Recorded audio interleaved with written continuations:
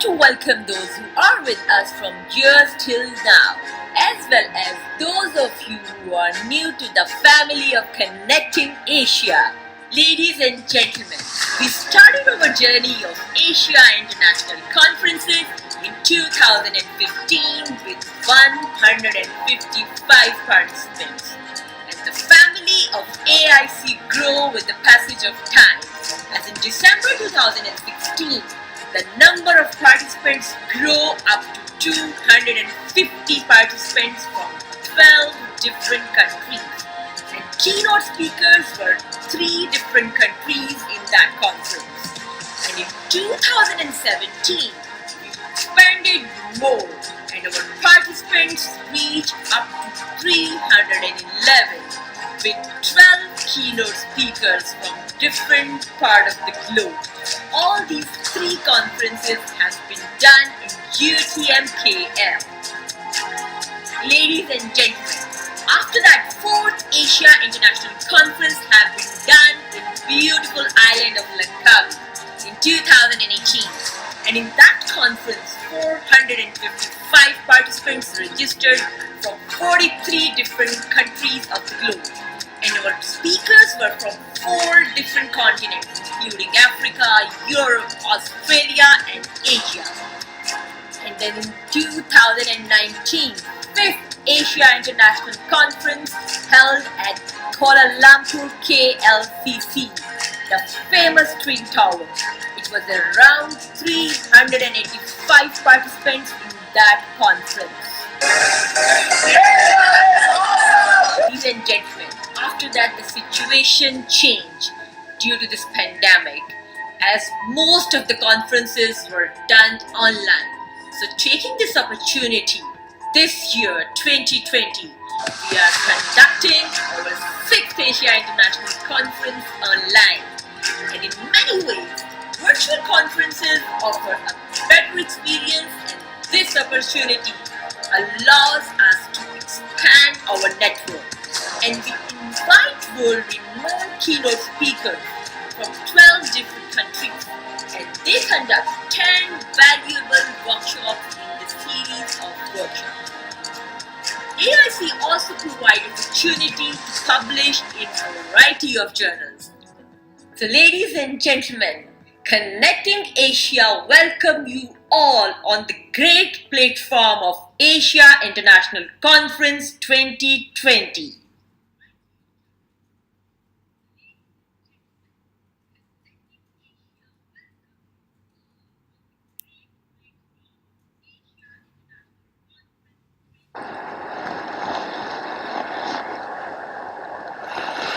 Hello everybody, a very good evening, good afternoon, good morning, wherever you are in the world, and welcome to the closing ceremony of the AIC 2020. My name is Dr. Abdullah Muhammad Nawi, or Dr. A, and I have been your host for the programs for the AIC 2020. And again, what a program it has been. I'm sure that you've enjoyed the program as much as I have, that you've listened to a lot of really good research out there, and that you've been amazed by the work that our community have put in.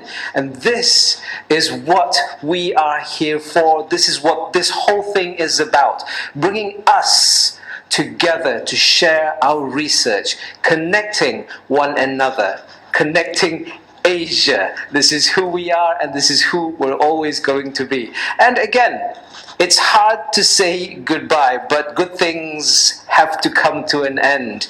But we're not going to say goodbye just yet, because we still have quite a few slots here ready for you just before we end. And the first one that we have is, we have an overview of the facts and figures of the program of AIC 2020.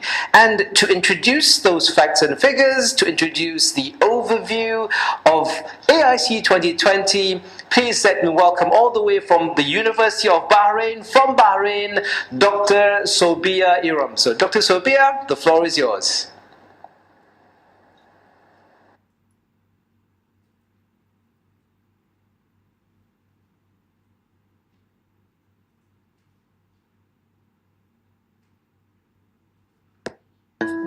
afternoon and very warm welcome to 6th Asia International Conference 2020.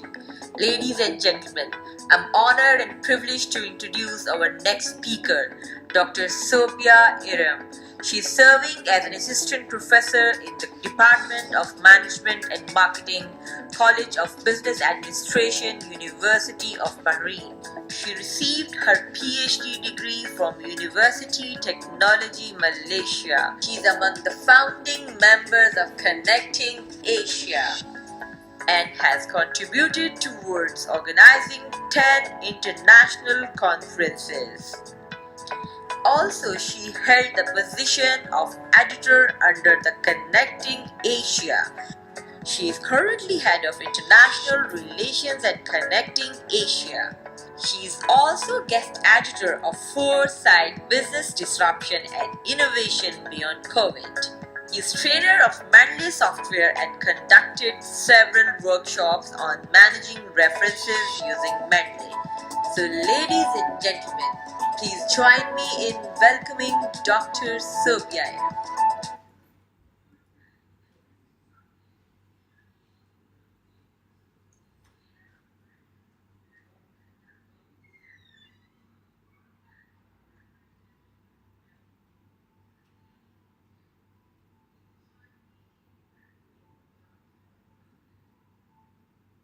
Thank you. Thank you so much, Dr. Abdullah. Nice to hear you, and it's always a pleasure meeting you, though we are meeting online this time. So I'm glad that today I'll be sharing with the participants some of the facts and figures about AIC 2020, as well as some of the facts and figures about Connecting Asia overall. So first of all, I would like to thank all the participants, dignitaries, and all the presenters, and especially Team Asia, who have joined AIC 2020.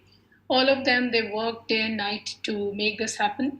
And especially our dignitaries, I'm thankful to them that they have taken their time to share with us the valuable insight and the information which they have, and their expertise which they have shared with us.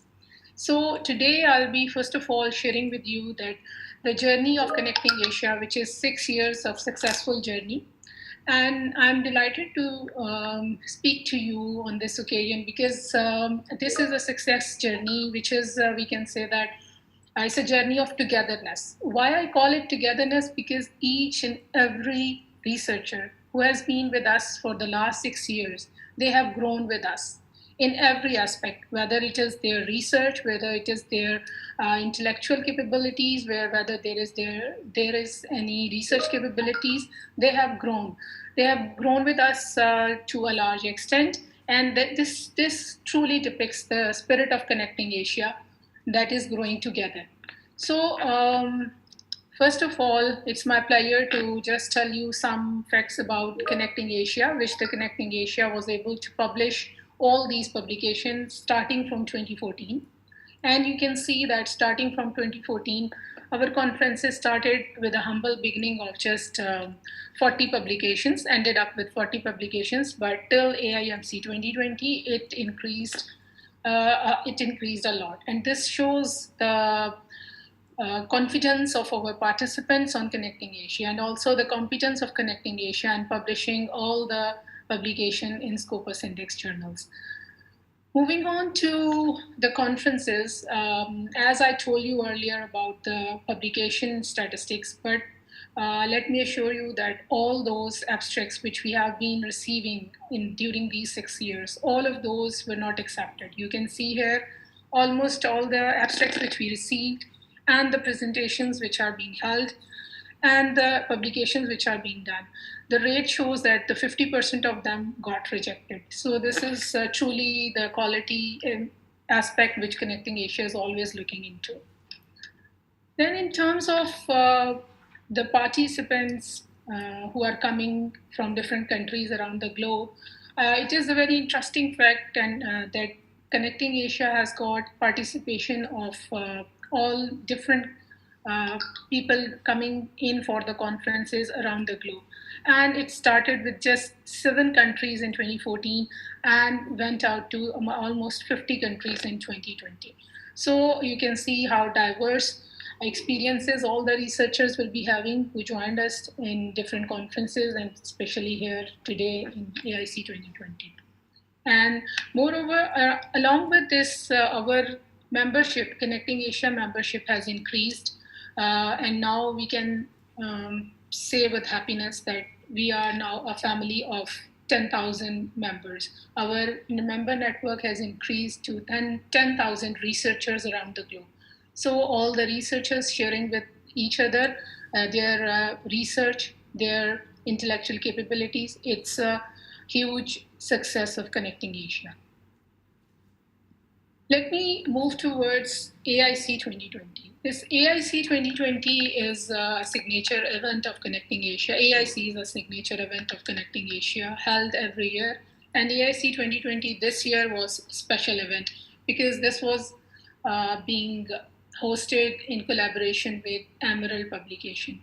And all of us knows that Connecting Asia and Emerald collaboration can be beneficial to the researchers who want to publish their research in good quality journals.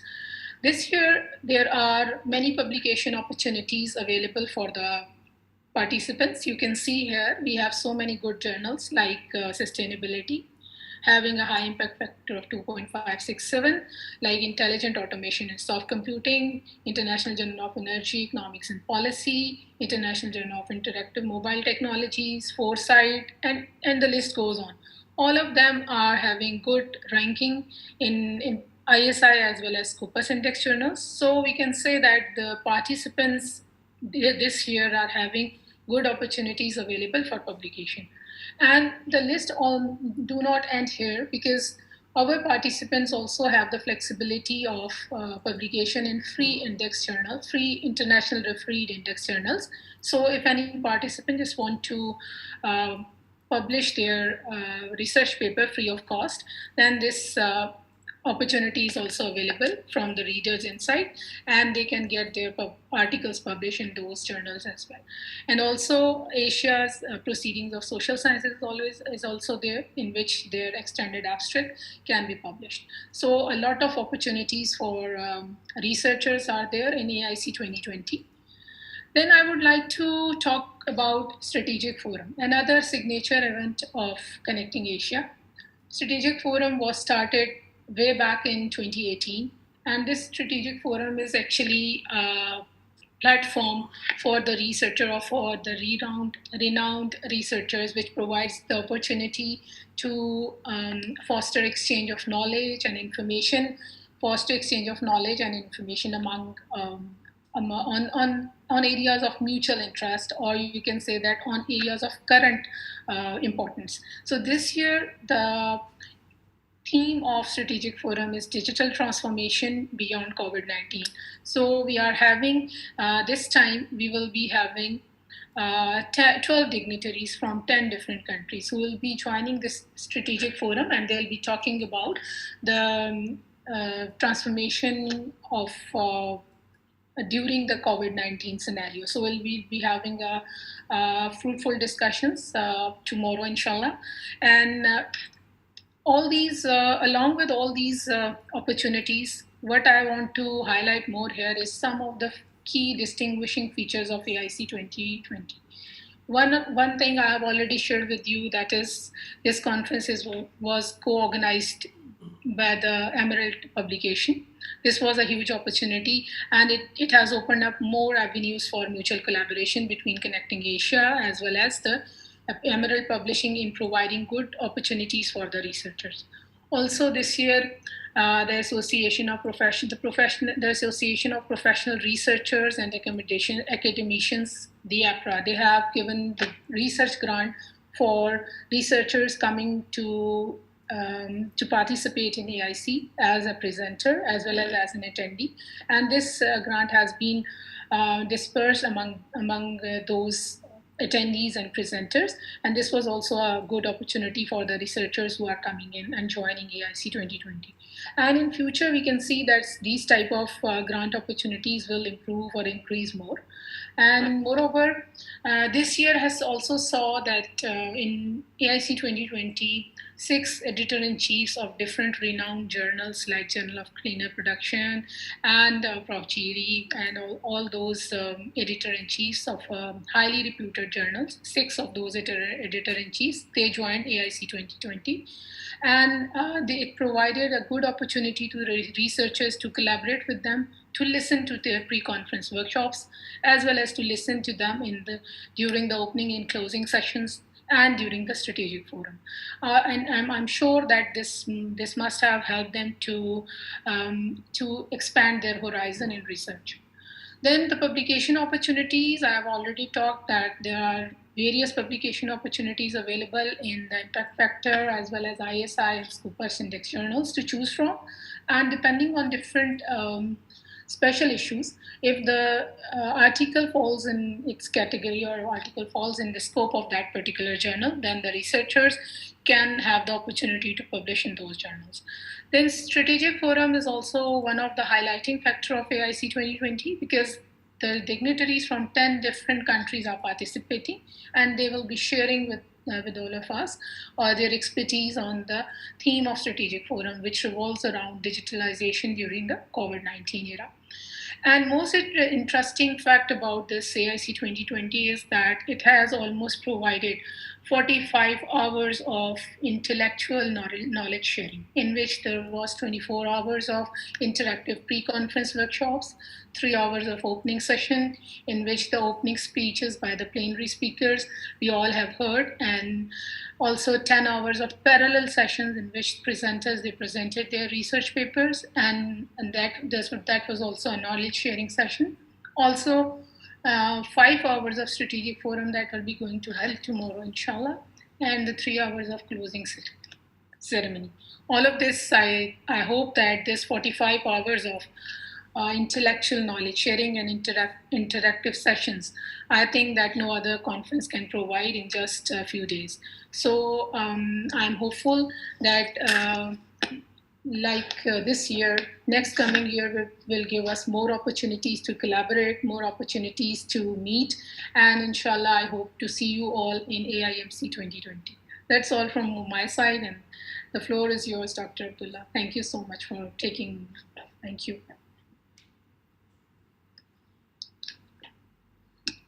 Thank you very much, Dr. Sobia Iram. It's always great to see you. Hope you're doing well over there in Bahrain. And we hope that, I really hope that we can catch up after this whole COVID-19 situation is blown over. Thank you very much. It's great to see you again. Ladies and gentlemen, for the next slot, we have joining us all the way from the frozen climes of Russia. Well, I'm not sure if it's frozen over or not, but we do have somebody joining us from Moscow, Russia. And we are in for a treat because joining us is the editor-in-chief of Foresight magazine. Ladies and gentlemen, all the way from Russia, please welcome Professor Dr. Ozkan Saritas. Good afternoon and very warm welcome to 6th Asia International Conference 2020. Ladies and gentlemen, it's an honor for me to introduce our next guest, Dr. Ozkan Saritas, who is a professor of innovation and foresight at the National Research University, Higher School of Economics, Moscow. He is also an honorary professor at Manchester Institute of Innovation Research, the University of Manchester. Professor Ozkan Saritas is an editor-in-chief of Foresight, the Journal of Future Studies, Strategies, Thinking and Policy. Professor Saritas has executive work experience with international organizations, including the United Nations and European Commission. Professor Saritas has published a number of articles in leading journals and has delivered keynote speeches in a number of countries across the world. He has recently co-authored a book entitled Forecast for Science, Technology and Innovation, published by Springer, which has become one of the key reading nowadays. So ladies and gentlemen, Join me in welcoming Professor Sartesh.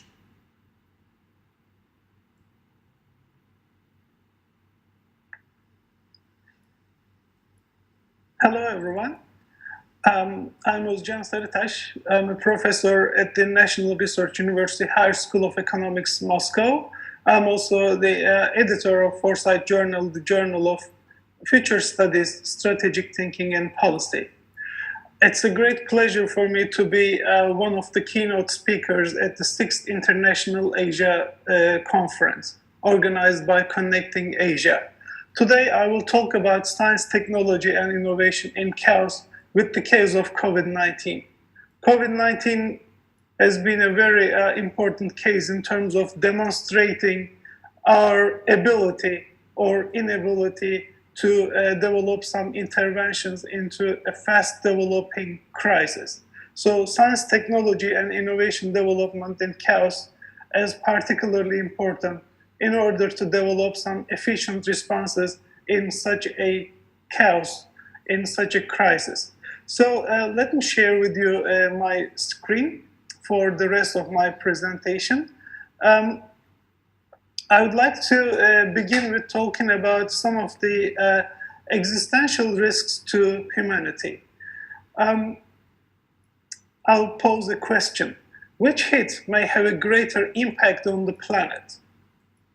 An asteroid? A virus? Short-sighted policymakers? Actually, probably all of them or none of them. The biggest hit, which may have a great impact on the planet, is ignorance. Now I will try to explain why ignorance is important and why it matters and how should we overcome. We predicted in the past that there would be economic crises, natural disasters, and pandemics. But nobody listened to us. In a number of reports, if you look back a decade ago or 2 decades ago, there were so many references to approaching economic crisis, natural disasters, climate change, epidemics, and resultant pandemics. So we are not actually very new to this landscape. And the humanity is very familiar with chaos and complexity. So if you look at this picture, you see that starting from nearly 100 years ago, the recorded kind of the part of the history where we could have some information and data from, we have experienced a number of flu cases. And novel coronavirus that is going on at the moment started in 2019 as one of those events. We can easily say that in the next decade or two, there will be some more pandemics, there will be more economic crises, and there will be more natural disasters. So, how can we make sure that our voice is heard as practitioners of foresight and future studies?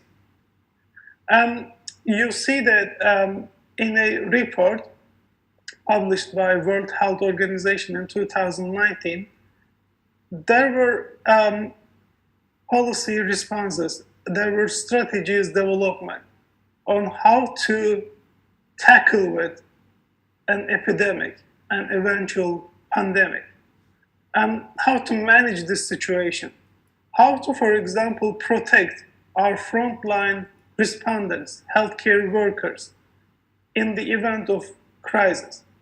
It seemed like we didn't see these reports. We didn't consider any kind of measures to take any actions. And then eventually we had to experience the whole process from the beginning, like it was never thought about, and had to design all sorts of just-in-time policies and strategies in chaos and crisis. So in the end, this costs us a lot of lives and a lot of social and economic troubles eventually. I would like to explain the uncertainties and ignorance that we face. This could be mapped with Johari window concept, which was brought back to our agenda by Dan Rumsfeld in 2002 about the lack of evidence of weapons of mass destruction in Iraq. And later, we used this concept to explain three levels ignorance in policy making. Because as I said, the matter is not about anticipating or predicting these developments. The question is how to develop efficient policy responses. There were three levels of ignorances. Ignorance due to unexpected causal relationships of emerging situations. This was an unknown. Ignorance of known risks that one is aware of. This is known unknown. And ignorance due to pretending not to know about. Unknown known. So I will try to demonstrate these levels of ignorance with the case of COVID-19. The case of COVID-19 clearly exemplifies three levels of ignorance. First of them is likelihood and timing of the event. It was known unknown. We knew that such an event would occur, but we didn't know that when and to what extent it may occur. The second type of ignorance is the unknown known. In the case of COVID-19, the unknown known was the magnitude of the pandemic. We could clearly and easily imagine that this sort of pandemic could be a global one in today's interconnected world. People are very mobile, and they are moving, and they are traveling from one place to another on a continuous basis for social, economic purposes, for tourism, for all sorts of reasons. And in such a kind of mobility, it is very likely that an epidemic which outbreaks in a certain part of the world may become easily a global pandemic due to the interconnected nature of the world. There were also unknown unknowns involved in the case of the COVID-19. Broader systemic impacts on society, economy, technology, and environment were unknown unknowns for us in many ways. We understood very quickly that the COVID-19 is not only an issue for the health sector. It's not a simple health problem. It may have, and it has had some consequences on society, on economy. And we needed to develop some responses, some technological responses during this time. Some of these responses were immediate, some of these responses we took a little bit more time to develop. I'll come back to that in a second. So, since the beginning of the COVID-19 pandemic, it's probably a good idea to look what's happened since then and how did we respond to this development in chaos. There are certain responses in chaos in terms of science, technology, and innovation development. For example, we know that under crisis and chaos, our responses will be much more accelerated. There's a greater complexity, greater uncertainty, and we will try to, first of all, survive under these conditions, and then we'll try to stabilize our systems, and we'll make sure that we can continue our lives. So in our recent study, we examined how technologies evolve, develop, and diffuse in an immediate crisis. Are there different types of technological response to crisis considering its different stages? Does crisis accelerate the diffusion of technology, and if so, how? Which technologies appear as the dominant central technologies as a response to the crisis? And how technological linkages occur as a response to the crisis period? technological response to crisis may be various. As I said, the first response under chaos, crisis, and disasters is developing some survival responses, because we need to make sure that we stay alive as humans.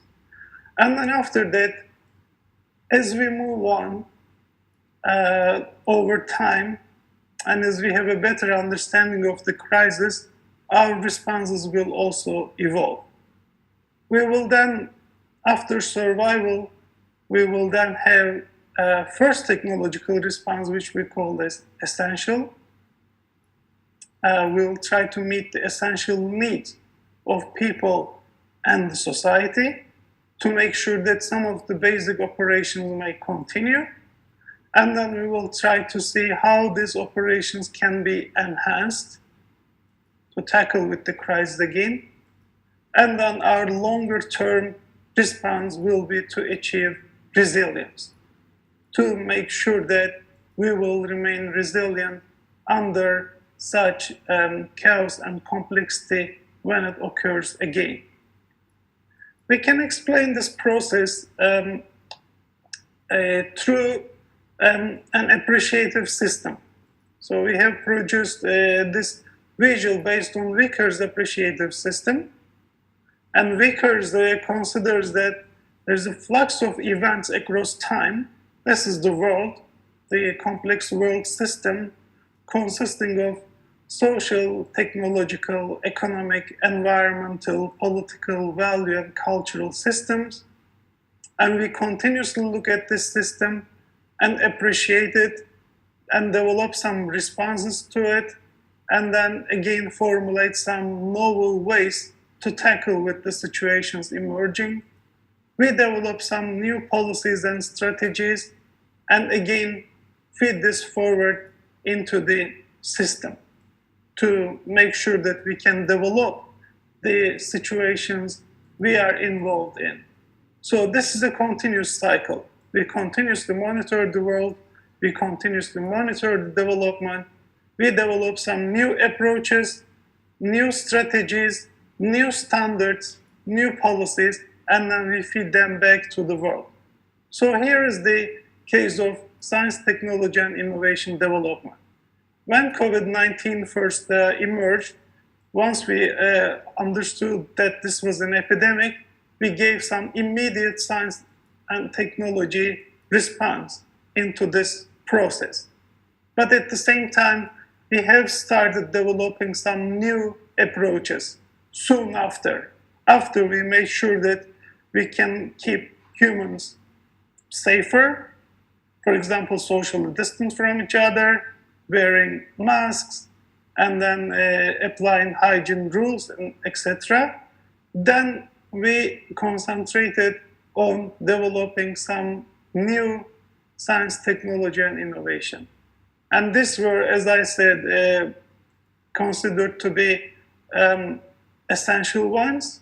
First of all, again, to improve the situation. For example, we started online shopping and retailing under lockdown and started doing our businesses from homes, and also the education systems. So this infrastructure had to be set up.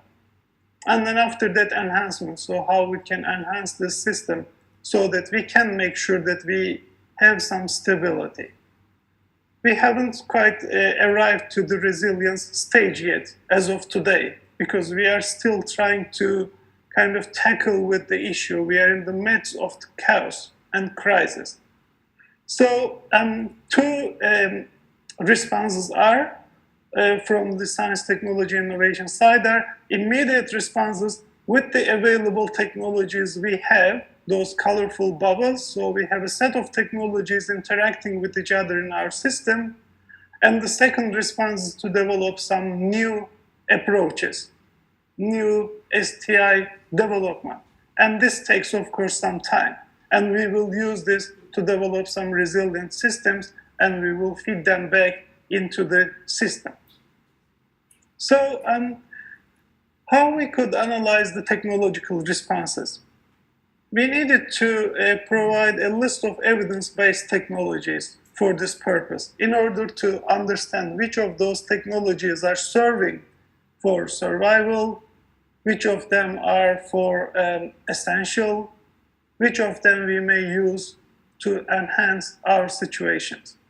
And we needed data, and we considered different data sources where we could obtain such a data. Because, the pandemic developed in a very short time. And there was no time immediately to have some publications, scientific publications, books, reports, and etc. readily available. And now we have them. But in the first months of the crisis, it wasn't possible. So we therefore used an accessible, immediate, then analyzed source of data, which is coming from social media, Twitter messages. And looked at the Twitter messages from December 1 to June 30th, and further analysis in progress to see what's happened after that. And we use data analysis, cleaning, machine learning, and other big data applications.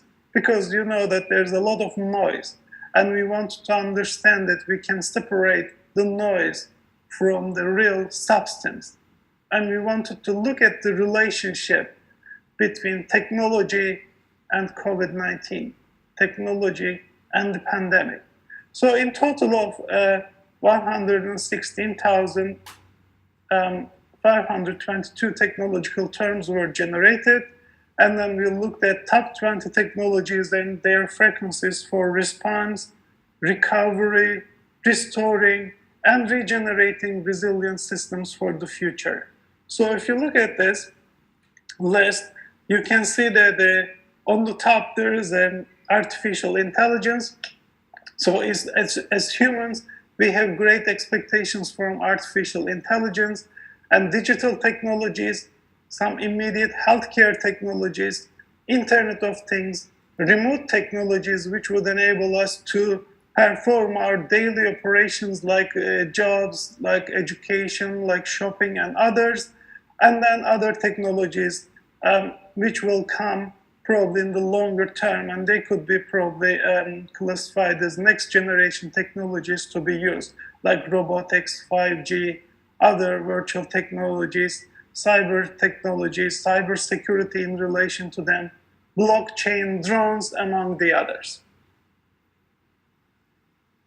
If you look at the process, the first few months from the beginning of the crisis, we could distinguish some sort of technological response to COVID-19. These are actually very important points to understand, not only for policymakers, but also for businesses. In terms of responding to this crisis, businesses and industry play important role because they are, in most cases, the developers and the producers of these technologies. So in our analysis, we were able to distinguish three types of technological responses immediately. These were survival technologies related to masks, ventilators, tracing the infected people and isolating them, and use of telemedicine technologies like health records. So these were the technologies which we wanted to make sure that we at least control the spread of the virus to some extent. Whether it was successful or not, it can be arguable, but we still know that masks and ventilators are important technologies for us. We even started how we organized our existing technologies in order to produce more masks and more ventilators, for example, because the existing supply at that time was not sufficient. But as we come today, for example, we see that masks are everywhere. So at the beginning, in the first months of the pandemic, we saw a lot of emphasis on mask production, ventilation, how automotive companies are coming into ventilation production, the use of 3D printing technologies, for example, for this purpose. And then after the first kind of wave of shock, and after we began to understand what was going on, then we went to the next stage, essential technologies, essential technological responses to the crisis. And this includes technologies for virtual communication, remote working, mobile, supply delivery, and other retail technologies.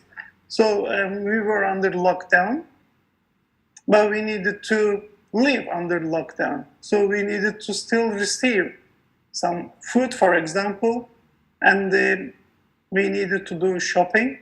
We started using online shopping tools and instruments.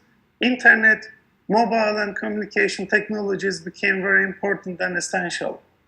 And at the same time, then we needed to continue our jobs. So we started using remote working technologies.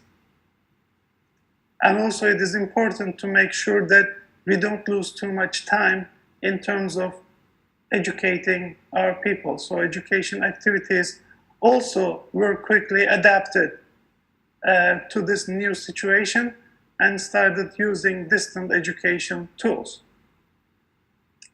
And then as time went by, we started talking about enhancements because we made masks and more ventilators available. We adapted the approaches for virtual work, education, shopping, and etc. And then now we are going into the phase of enhancement, like the use of different technologies in the near future, so that we can make sure that our systems may operate more efficiently under these new circumstances. So if you look at the graphs by colors, you see that among the messages, the Twitter messages, we started seeing less emphasis on survival over time, and then essential responses increased. But as we came closer to the end of the 5th month, we see that we started talking more about the enhancement technologies. We haven't started talking about technologies for resilience yet. The process is still going on, and it needs further analysis, of course. We will probably start the resilience once we contain the virus and once we make sure that we can control it, and then start our operations again. And then we will consider how these situations, how this chaos should not be repeated. Or even if the chaos is going to be repeated in the future, as there might be further pandemics, and new situations resulting from that, we will think how we can remain resilient under those conditions, how we can isolate better the virus before it becomes a global pandemic. Even if it becomes global pandemic, how we can make our systems and our resources available, working and operating during those times. So resilience technologies are yet to be developed, or resilient innovations in order to respond future crises.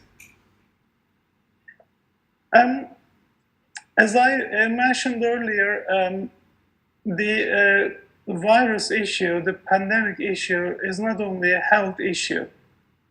It is much broader. It has social, economic, environmental, political aspects. And of course, considering this kind of bigger systemic picture, we can see that our technological responses will not be only about health and medical technologies too. So we are now talking about a broader set of technologies interacting with each other. So when we clustered those technologies coming through the data, we saw that there are medical technologies. First of all, we looked at these technologies at the survival stage, but then quickly we understood that we also need more efficient mobile technologies, retail technologies, unmanned vehicle technologies, and distributed ledger technologies, and some software technologies. So if we look at this system of technologies interacting with each other, it shows us that we really need to work together. So this crisis is not only an issue to be dealt with by the healthcare developers, there's something to do for all of us. There's something to do for researchers, something to do for business and industry, policymakers, and the rest of the society.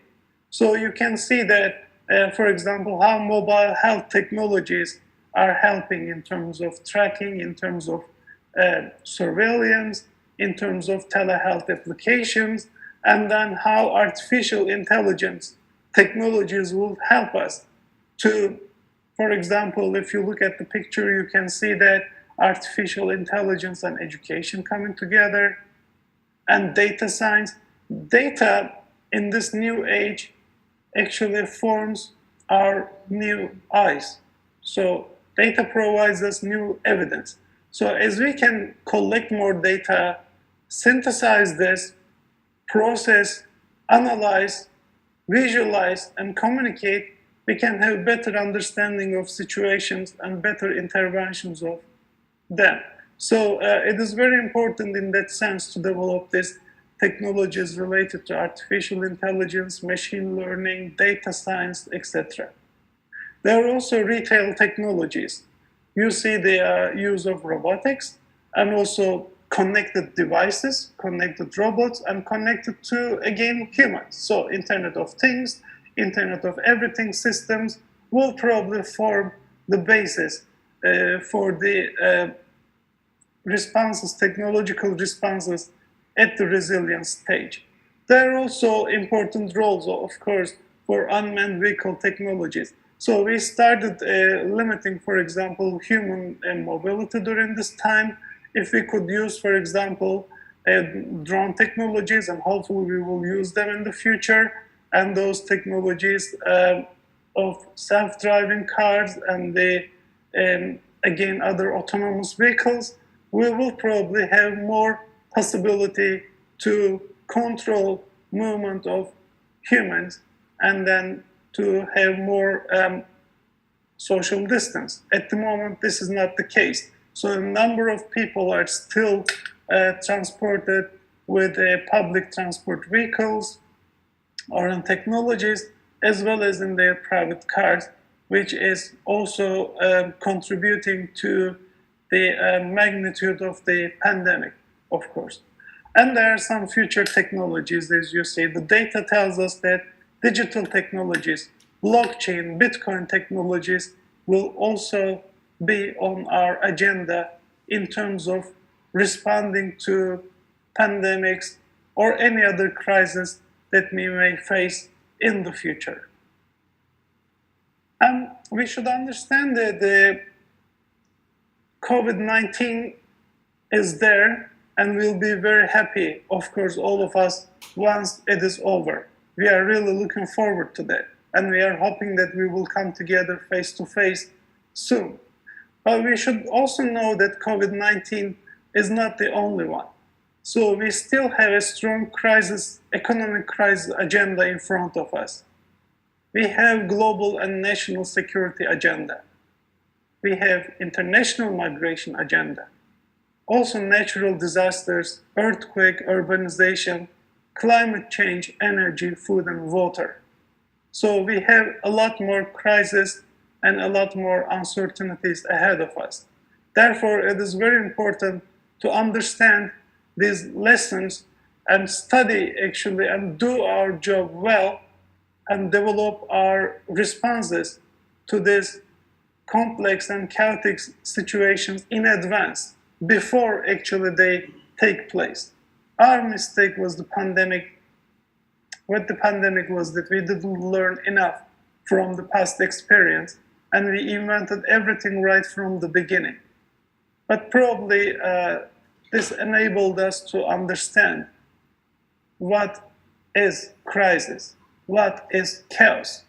I guess every single person understood what it means. Every single person understood what is uncertainty.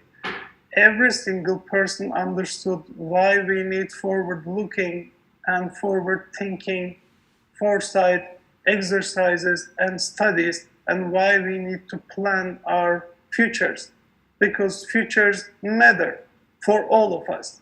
If we let this chaos and complexity, this crisis happening on a continuous basis, we can easily say that our current systems, social systems, economic systems, healthcare systems, technological transport systems cannot handle them. So it is better to think about them in advance and take actions. Again, as people researching, practicing foresight and future studies, we are telling that there's a strong economic crisis agenda, security, migration, natural disaster, climate change agendas in front of us. So we really need to think about this in advance and start taking actions in advance in order to make sure that we don't face such situations again. We don't lose so many lives. We don't have so many people losing their jobs and then suffering from economic problems, which are affecting also their psychology, also their family lives, and also their future expectations and hopes. So we don't have such a luxury to sit back and relax. We need to think about our future agendas, which are multiple. We need systemic foresight. We need to analyze emerging trends and challenges on a continuous basis. We need to develop alternative futures, scenarios, and responses to them. We need to formulate visions and our priorities, develop strategies and roadmaps, make action and implementation plans, and then monitor this process with indicators, impacts, and evaluations, and then be ready for the next stage. Foresight, forward-looking future studies should always be there as part of our businesses, as part of our research, as part of our daily activities. We term this as foresight on site. So it should be integrated in our lives. It should be more than a tool for national or regional or industrial policy making as it has been so far. So each of us needs foresight, and we should apply it in our daily lives. And all this should be with the participation and engagement of the stakeholders. We are living in a system, and if we would like to develop some resilient systems for the future, we need to make this happen together with the engagement of industries, businesses, policymakers, research and higher education institutions, other educational institutions, other social actors, and the broader society itself. So we should develop some inclusive responses at all levels. I'd like to conclude my presentation with a special issue announcement. This is focusing on business disruptions and innovations beyond COVID-19. And its scope is business disruptions and innovation, digital innovation and business environment, eco-innovations, entrepreneurship, disruptive innovation, disruptive technologies, and etc.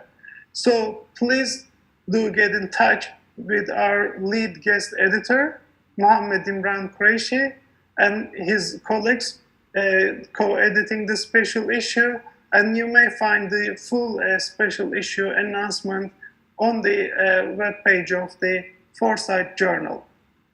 So I thank again for inviting me to be a keynote speaker at this event. I'm hoping that I will also have a chance to listen to the other presentations. And if you have any questions and comments, please do get in touch with me. Here are my contact details. I'm looking forward to seeing you soon. I wish you a happy new year. Happy 2021.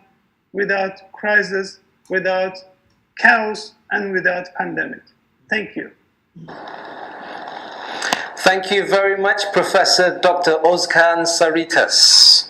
Now, ladies and gentlemen, joining us for the next slot is somebody who I've not seen for about 2 years.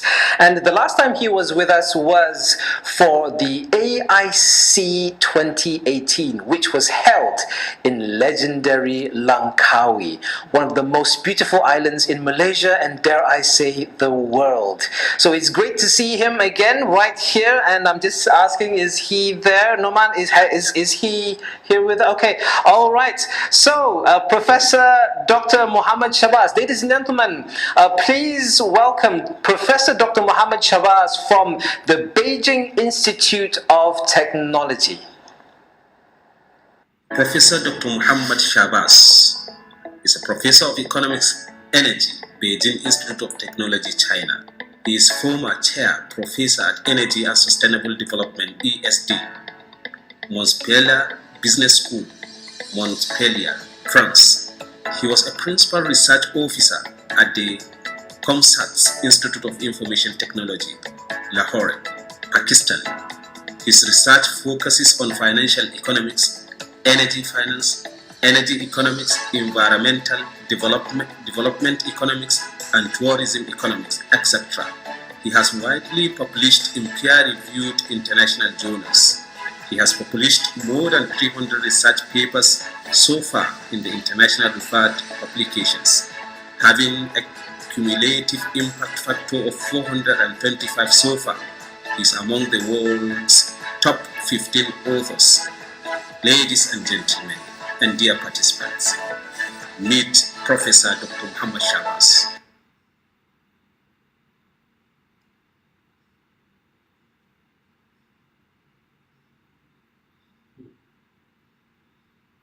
Everybody, so I'm grateful to Connect in Asia, who provided me this very beautiful opportunity to express my views on my new topic. So I'm going to share my screen so then you can see and read my slides with me as well. So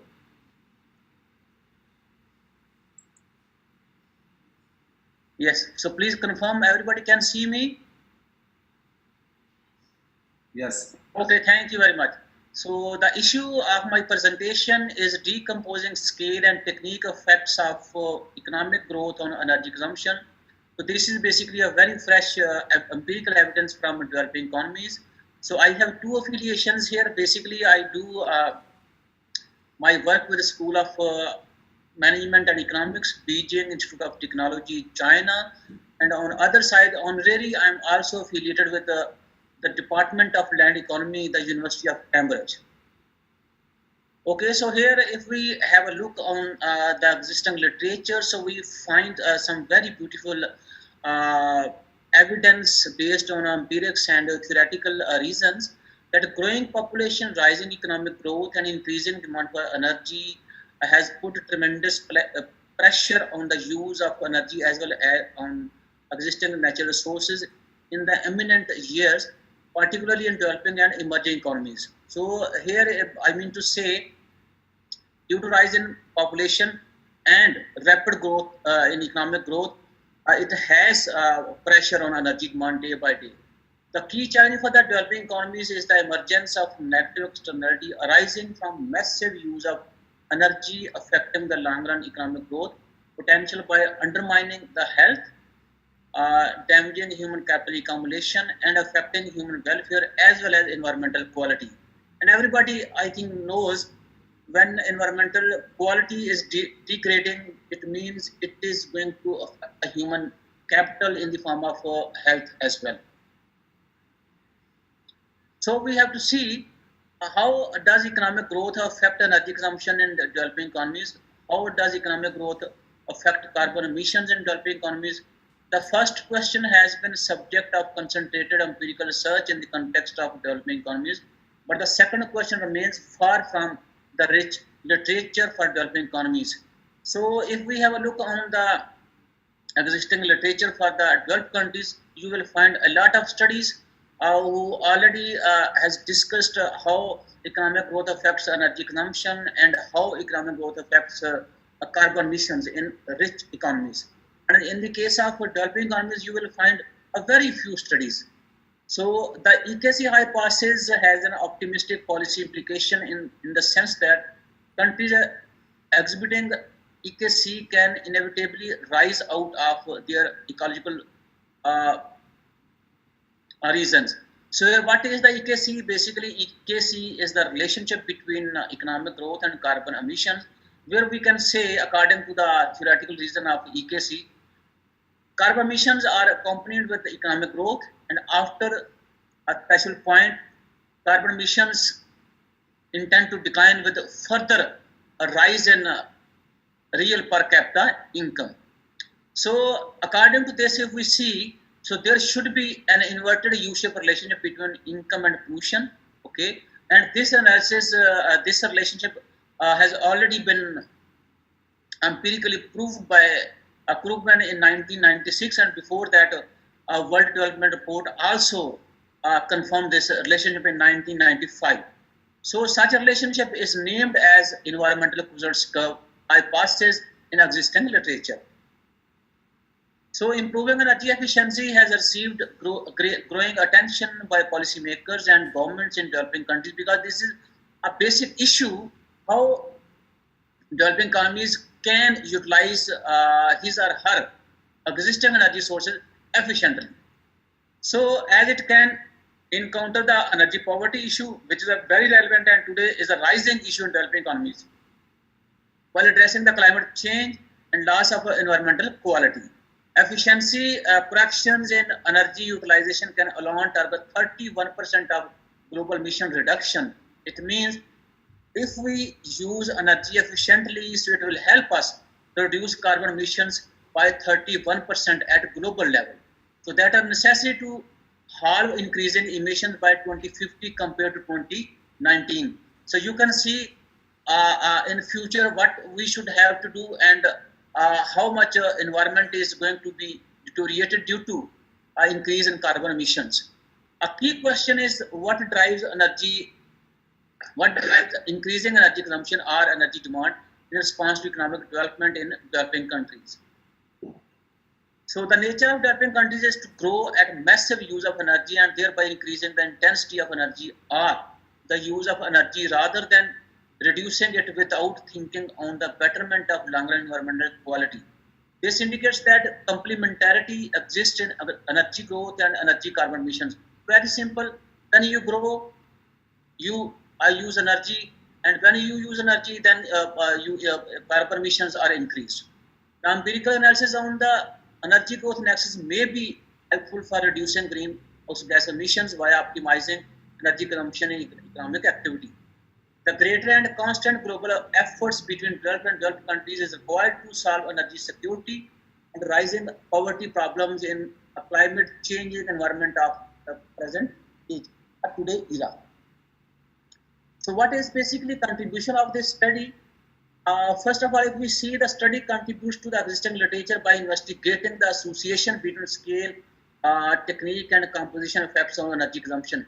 If we have a look on the literature, then we can see growth affects energy demand as well as carbon emissions by scale.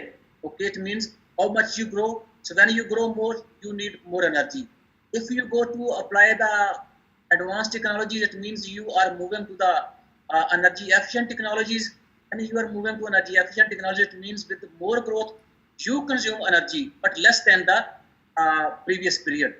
So then the third one is called the composition effects, where we see how much percentage we should apply for capital, and then how much percentage we should apply of labor. Basically, ratio between capital and labor is called the composition effect. The quantification approach considering cross-sectional dependence, because we are using the developing countries data, so heterogeneity should be there. And there must be some structural breaks, because over the period of time, all the developing economies, they have applied energy policies, they have applied environmental policies, and such kind of policies, they affect the trend of energy consumption and the trend of carbon emissions. So to capture this cross-section dependence and structural breaks, we applied Western co-integration approach that is developed in 2008. So then impact of scale effect, the technique effect, and composition effect, financial development, energy prices, and economic globalization. We have seen empirically by applying the FMOLS, DOLS, and then the CUP FMOLS. Then the rolling window heterogeneous panel causality is applied to test the direction of causality between energy consumption and its determinants. And what are the determinants? Scale effect, technique effect, composition effect, financial development, energy prices, and economic globalization. So these tests account for the cross-sectional dependence and structural breaks stemming in the time series data. So here if we see, just look at the equation that I have shown on this slide. So you see energy consumption, which is indicated by E, is our dependent variable. Then you can see Y and Y square, it captures the scale and technique effect. And you can see K, which shows the ratio between capital and labor, is the composite effect. Then you see F, which is a finance effect, you may say financial development effect. Then is a G, which is economic globalization effect. And last one is a P variable, which is we called energy price effect. So here we say energy demand is a function of a scale effect, technique effect, composite effect, financial development effect, economic globalization effect, and last one is the energy prices effect. So you can see we transform all the data into natural log form, but before that we have transformed all the variables into per capita unit. Okay, so you can see real GDP per capita indicates the scale effect. Then square of a real GDP per capita indicates the technique effect. Then capital to labor ratio is showing composition effect or composite effect. Then the domestic to private sector as a per capita, it indicates financial development. Then we have used the overall globalization index to capture the effect of globalization. And we have used energy prices to check the, basically here we have used the consumer price index because energy prices data for developing economy is too difficult to capture from the world development indicators. So then we have used consumer price index, and we have also given justification why we have used this index as a proxy for energy prices. So my dear audience, just see we cover the data. We cover the data for the period of 1990 to 2017 for the 66 developing countries. So it means if rest of developing countries are dropped from our sample, so it is due to lack of data. So you can see here the real data for gross domestic product. Then you can see the other variables. So data for a real GDP per capita, real domestic to private sector, a real gross fixed capital formation, and the labor force, we have taken it from world development indicators. Then data for economic globalization is borrowed from Dreher. Basically, it is his paper published in Applied Economics. So from where you can data. Even if you want to get data, then you can go to the Excel Dreher web page, so you can get it from there. So except economic globalization index, we have transformed all the variables into per capita, and for that we have used total population series, except the consumer price index as well. So you see, this is the descriptive statistics and pairwise correlations. Because it is panel data, so we mostly discuss the pairwise correlation. So you can see here, if we see the correlation between Y and E, so it is negative. But if we go to the technique, Y square, it is positive. The positive correlation exists between capital labor ratio and energy consumption. Then negative correlation is found between financial development and energy consumption, and so on. So this is the variance in inflating factors that basically the question arises here, because we are using square of real GDP per capita. Then there must be a collinearity between high collinearity between real GDP per capita and real GDP per capita square. So here you see we have provided all the empirical testing before going the long run and short run empirical analysis. But this data, this table shows that there is no problem of multicollinearity or collinearity between Y and Y square. It means we should go for the further empirical analysis. So you see, we have applied two kinds of empirical unit to test. Okay, so first one, the traditional, it means it doesn't accommodate information of cross-sectional dependence or independence between the variables. So if we have a look on the table 3, then you can see at level all the variables, they are showing non-stationarity properties. But once we transform variable into first difference, then you can see all the variables are stationary and the results are significant at 1% level of significance.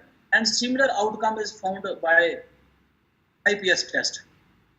But we can say the results provided by LLC and IPS test are ambiguous because they don't accommodate information of cross-sectional dependence. That's why we use to the other test. But once we are at that test, so it shows the presence of a cross-sectional dependence between the variables. As I told you, we are using the data of 66 developing countries. Okay, so today world is interdependent in the form of economic globalization, in the form of foreign direct investment, in the form of financial openness, in the form of economic openness, in the form of trade openness. So there must be a reason for a cross-sectional dependence between the variables. So you see, we at table 5 we have applied an other test which accommodates the information of cross-sectional dependence. But again here you see at level all the variables contain unit root problem. But as we transform these variables into first difference, you see all the variables are found stationary at 1% and 5% level. So similar results are shown by the routing unit test developed in 2000. So according to this, we should go for the co-integration test that accommodates cross-sectional dependence and structural breakpoints, as I mentioned in my contribution of the study. So here you see models. We can see the p-values. Okay, if we see no shift, mean shift, and then the regime shift. But again, in all the three categories, you see p-value is 0.00. It means our results are significant at 1% level of significance. That confirms the presence of co-integration between the variables with cross-sectional dependence and in the presence of structural breaks. So you can see the structural breaks. So table 7, it's called assessments of structural breaks, and you will see most of the structural breaks, they are from 1995 to might be 2014. So for each country you can see one by one. So this is due to, I think, changes in the crude oil. So that captures the structural break era for every country. So then we move to the results of dynamic long run estimates. So by FMOLS, by DOLS, then by CUP FMOLS. So basically, if you see, a scale effect has negative impact on energy demand, technique effect has positive impact on energy demand. So we can say maybe why the technique effect is having positive impact on energy demand, because all the developing economies, although they are improving their technology, but they are still using obsolete technology in production function. And capital labor ratio is also having a positive impact. So that indicates the obsolete technology implementation in these economies. And you can see financial development is also having negative impact on energy demand. So it means we can say, as if see the results of technique effect and composition effect. So financial development is also just confirming the effects that at household level and investors, they are using obsolete technology for consuming energy. So if we have a look on the G, which is basically economic globalization, so its effect is positive. It makes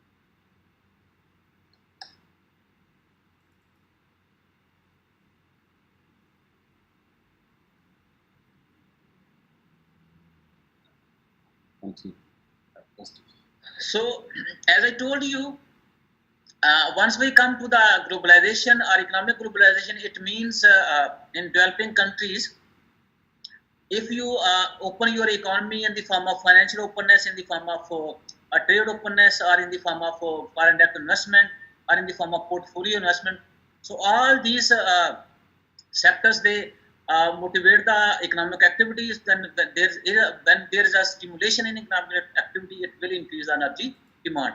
So last one is the energy prices, and when we are discussing the energy demand function, then effect of energy prices a negative on energy demand. So we are also following the theory. But if we see a form of EKC, so we find the U-shaped relationship between economic growth and energy consumption. So it's again, invalidating the presence of inverted U-shaped relationship between economic growth and energy consumption. So it is just, I think it is due to the negative impact of scale effect on energy consumption and a positive effect of technique effect on energy function. So here you see we have applied the rolling window heterogeneous panel causality. So as we are thick, in this diagram, so it means we are causing the other variables. It's a very new approach because we have developed this approach and we have generated the codes. So I think this paper is coming in International Journal of Finance and Economics. So as soon as it published, so I can share my codes with you.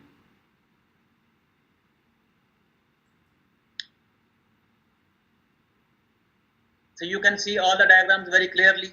So come to the empirical findings. So as we I mentioned during the empirical results, so there is a co-integration between energy consumption and its determinants.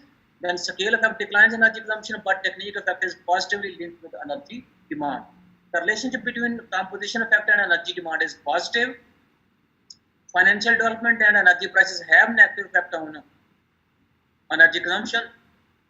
Economic globalization upshoots rise in energy demand. So results of causality test says that technique and scale effect cause the consumption of energy. So composition effect causes energy demand.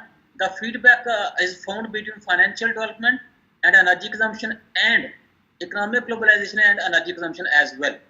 Energy prices is seen to have causal impact on energy consumption, but there is no causality from energy consumption to energy prices. So these are some possible policy implications based on empirical results. The first, these economies are still at the developing phase. Policymakers in developing countries should strive for discovery of alternate energy solutions so that their dependence on traditional fossil fuel-based energy solutions can be reduced. And these nations can safeguard themselves from energy prices fluctuations. The energy demand in developing economies is high due to rise in industrialization.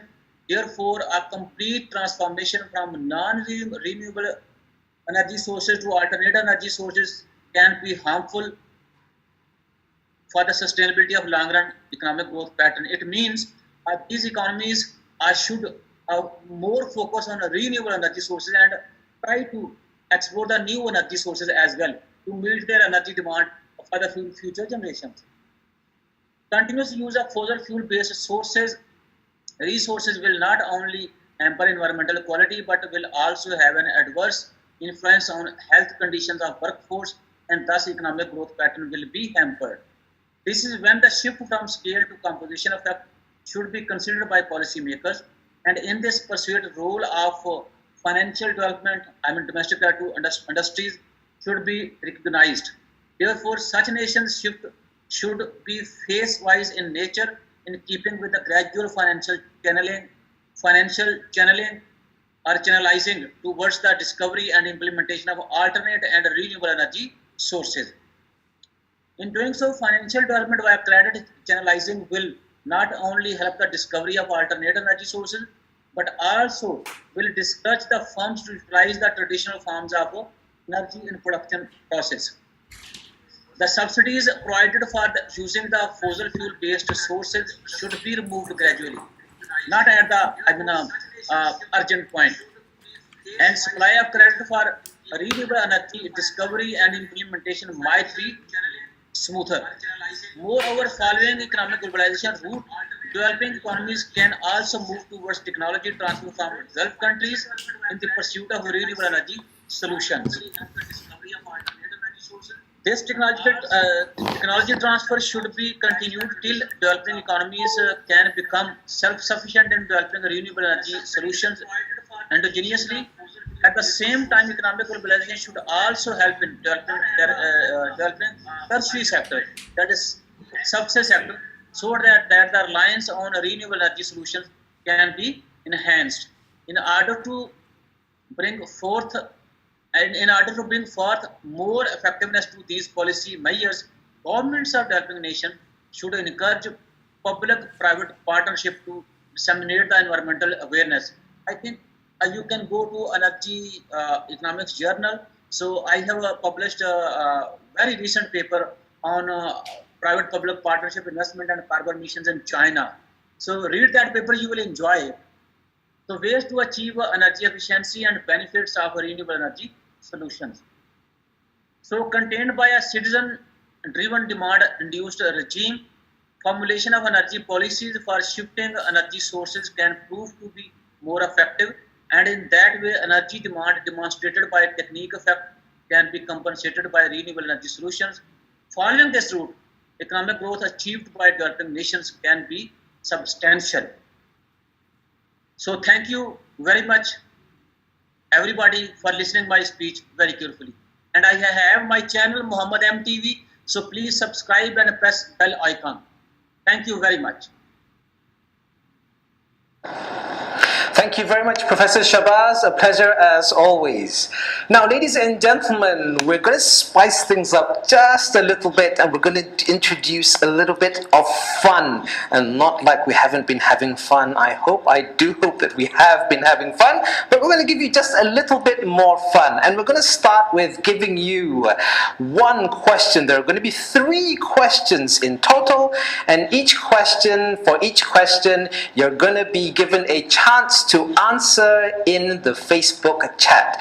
From the Facebook chat, we will choose the winners at random, and the winners will be announced during the prize giving ceremony, which is going to be held on another date. So that's going to be awesome, it's going to be fun, and it's going to be an honor just by answering 3 simple questions. So let's go and do that, shall we? And let's start with question 1. So ladies and gentlemen, the first question for our lucky draw, well, not quite lucky draw, but you know where I'm heading with this. Question number 1 is, which year was the first AIC held? Again, repeating the question, which year was the first AIC held? So you have right until now, from now until, I'm not sure until when, but you've got to make sure that you hit the answer fast if you're going to get the prize. So that's the first question done, and we're going to give you the second question after this in a while, after you've listened to some more of our people speaking. All right, thank you very much. And now we're going to proceed with the next item on the agenda. Next, we have somebody who's been with us for, I think he's been with us for 6. How many, Noman, has he been? How many, he's been here for? He's been here for 6. This person has been with Connecting Asia's conferences. He's been with us for 6 of our conferences, and he's been featured in every single one of them. He's one of our staunchest supporters. Ladies and gentlemen, please welcome Professor Ulung, Distinguished Professor, Dr. Raja Rasya of University Malaya. Dato', floor is yours. Good afternoon and very warm welcome to the 6th Asia International Conference 2020. It is my privilege to introduce our honorable, brilliant and successful guest speaker, Datu Dr. Raja Rasya. Of course, the first question I was asked, how do I introduce someone who is known to everyone, as there are countless achievements to his credit, but I will try to describe few. Prof. Dr. Raja Rasya obtained his doctorate in economics from Cambridge University in 1992, and he was a Rajavali Fellow at Harvard University in 2014. He is a distinguished professor of economics at Asia Europe Institute, University of Malaya. He was the first holder of Khazana National Chair of Regulatory Studies and served as a Dean of Faculty of Economics and Administration at the University of Malaya. He has been a professional fellow at UNO Merit since 2004. Also, he is a senior research associate at Technology Management and Development Center at Oxford University. He was a professional fellow at Center of Rising Power, Cambridge University, and also an advisory member of Institute Development Research Center, Zhejiang University. Prof. Raja Rasya is internationally famous for his lectures, policy talks, and keynote speeches in the world-renowned universities. Ladies and gentlemen, please join me welcoming Professor Dr. Datu Raja Rasya. I will share my screen. Yes, sir, you can share. Yeah, thank you.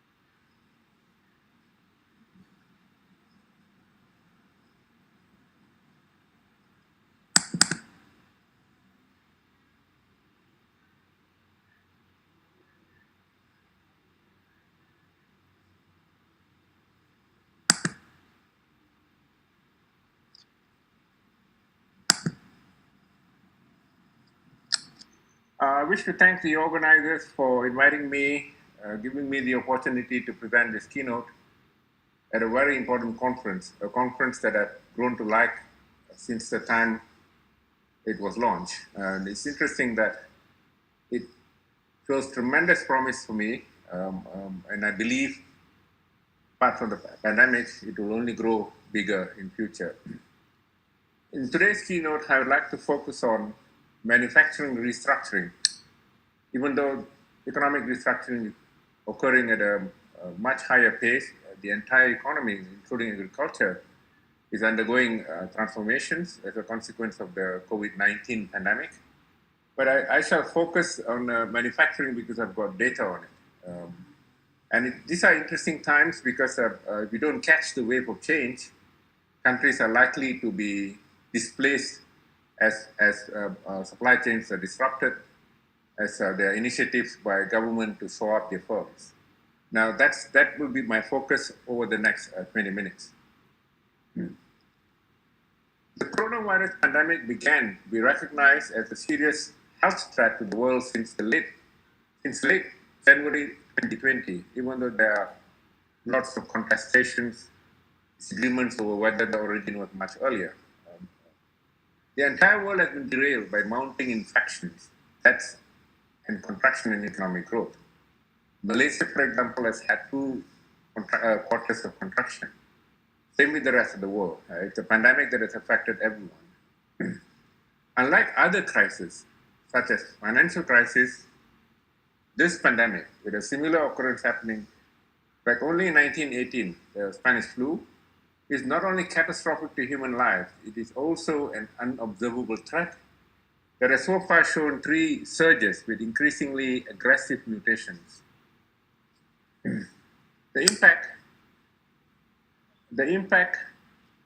of the coronavirus has been extensive and has reached all facets of life. It has also affected the global organization of manufacturing.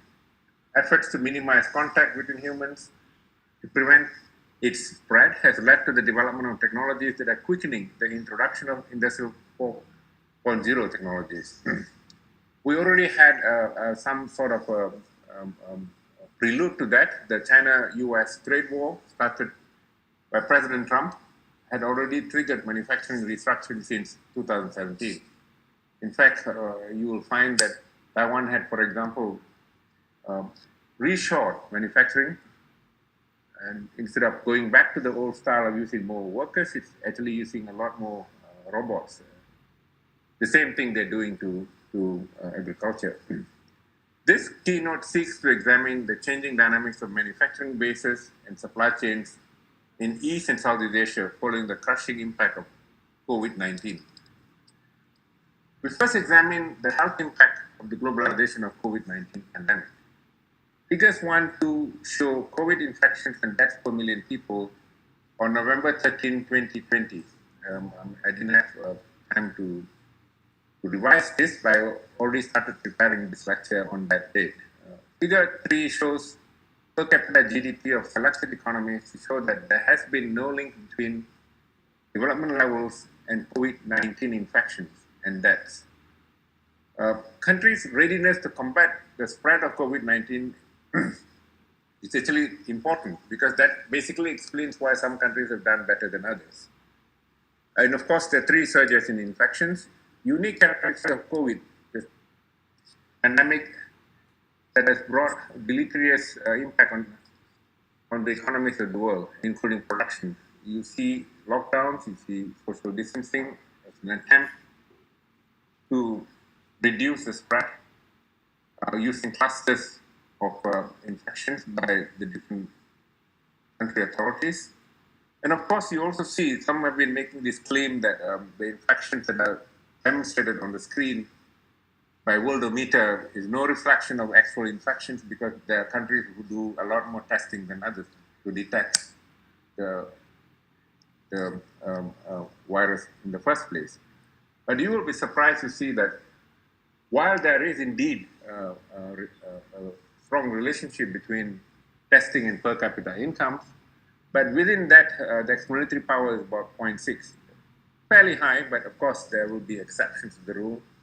Malaysia, with a per capita income a third of that of Korea, actually has higher testing per 1,000 people compared to Korea. That's just an example. Now, this is the situation we have on the date November that I gave just now. We have this as COVID-19 infections per million people. You will find that per million people, China, which has got a population of 1.4 billion people, per million people is got infections 545, the epicenter being Wuhan, believed to be Wuhan in China. While you have one of the most powerful countries in the world, militarily it's the most powerful. It's a developed country with a per capita income that is, you're looking at more than 3 times that of Korea.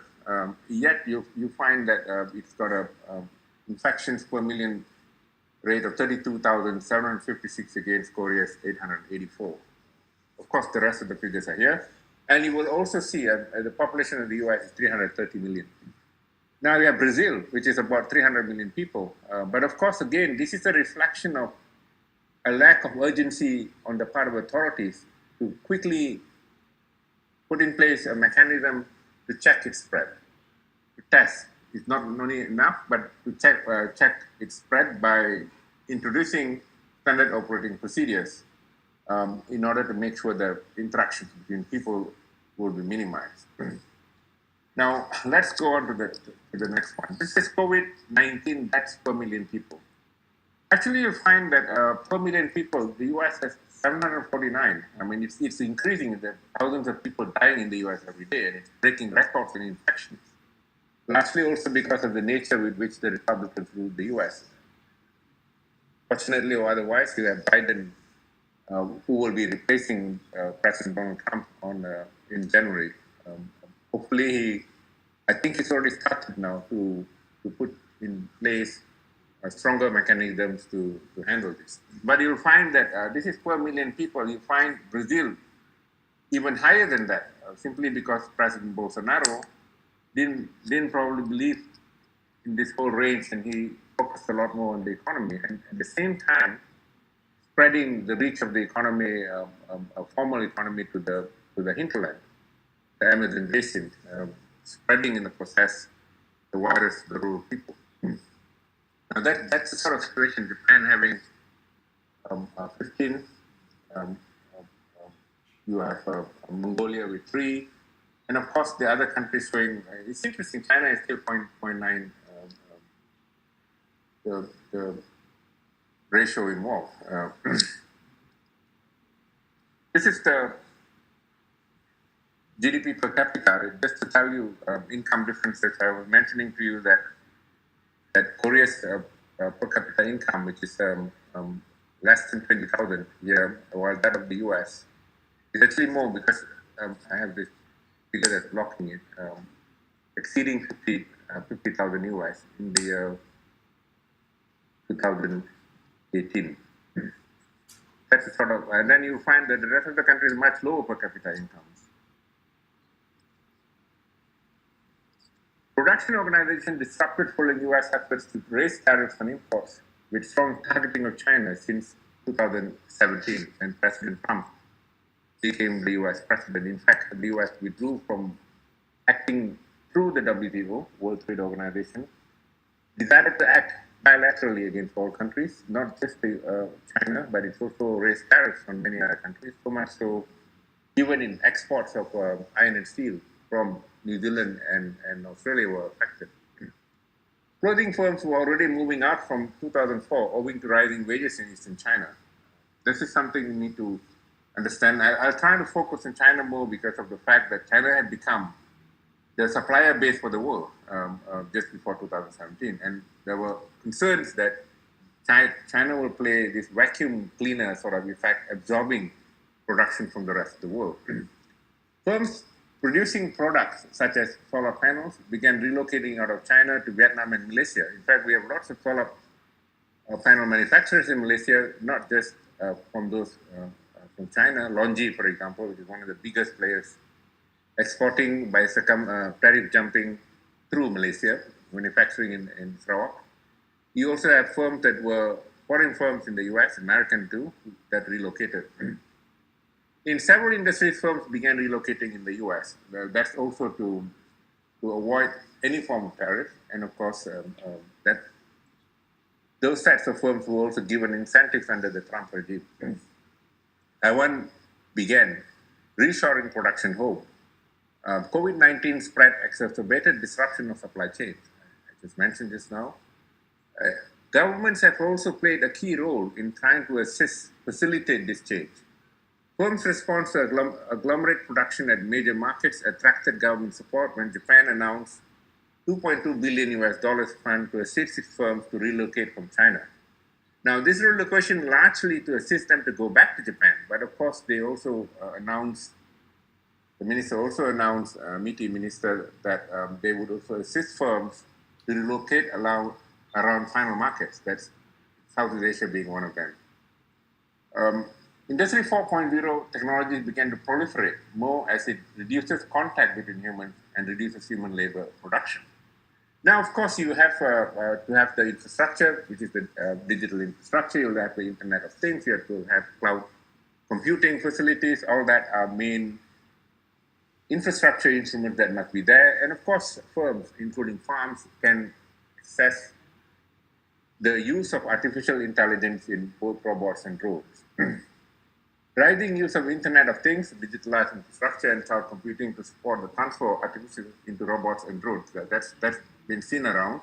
Some countries have taken advantage of it a lot more than others. I would say Singapore has done more. We had a clear plan, a plan that Malaysia also launched in the same year, 2014. But Singapore has already got on the ground driverless buses and the use of drones in a whole range of activities, while we have much less of that. Between 1990 and 2010, China's export share of several products, including clothing, electronics items, toys, leather items, had reached between 25 to 40% of world exports. 25% was that of microchips. East Asia as a whole exceeded half of the world, but China accounted for about 25% while clothing reached about 40%, but it's I think now something like 36%. This share since the outbreak of COVID-19 is poised to fall simply because supply chains have been disrupted, simply because not only trade as a whole has declined, more than 10% contraction in overall global trade. That's the figure given by the WTO. But you also have a situation of countries trying to substitute suppliers, and then of course the extension of the restrictions imposed, sanctions imposed by the US on China. You see agglomeration of automotive production at particular markets. I will show that later. China appears ready to address the potential, though, potential vacuum arising from COVID-19 restructuring, especially through its Belt and Road initiatives. It seems to have central planning as a means of greater control over whatever it can do. That seems to be very much in the favor of China. This is a sort of scenario you'll see. Now, the focus I put there on China because it was largely perceived to be one that will become the supplier. It's already become to a large extent before the pandemic struck. Now you see production moving away from China to Japan, from China to Korea, from China to Taiwan. I don't have an arrow here, but lots of it has gone back. A lot of it has gone back. Then from China to Indonesia, Malaysia, Philippines, Vietnam, a whole range of countries, largely to be close to where panel markets are, the panel assemblers are, so that they don't have this problem of being worried about further disruptions in their logistics networks. Then you also have a huge movement of, but this is likely to slow down now, primarily because of the fact that Biden is going to take over from Trump. This is a scenario that began in 2017. A lot of production from all over the world was converging in the United States.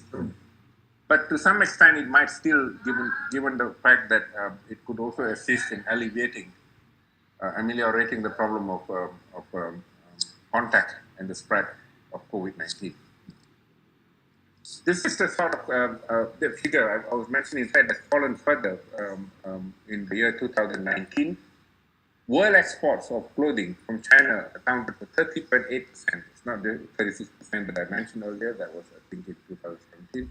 It's fallen further to 30.8%. And then, of course, we have Bangladesh, 6.8%, Vietnam, 6.2%, India, 3.5%, Turkey, 3.2%, UK, 1.8%, Indonesia, 1.7%, and Cambodia, 1.7%.